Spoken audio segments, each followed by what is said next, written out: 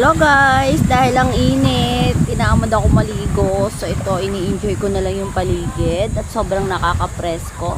And talagang sobrang unwind ka dito sa lugar na to kasi syempre mahilig kasi ako sa tunog ng alon. Ayan. So ayan, pinipil ko talaga yung alon and yung hampas niya talaga sarap sa tenga. And of course, nanonood ako ng mga naglalangoy dyan, naliligo. Ayan, sobrang na-enjoy nila yung pagliligo nila.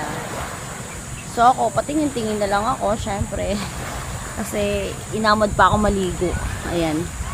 So, in-F ko muna dito yung ambience ng lugar. And gustong-gusto ko talaga yung simoy ng hangin. Tapos nasa lilim pa ako ng puno. O, diba? O, may puno dito.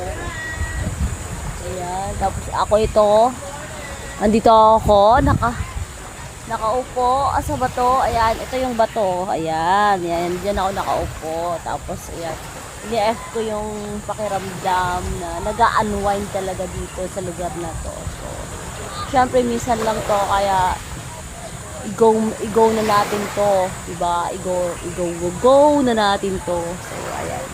So, pag nakita nyo yung paligid niya, is talagang nakaka-relaxing. Ayan. Sobrang relaxing tong place na to. Ayan, di ba? O, kita nyo? O, see that? Unwind muna tayo. Then, after that, back to reality. Okay, yan muna ang aking pansamantalang pag-share ng aking moments for today's video. Bye-bye for now!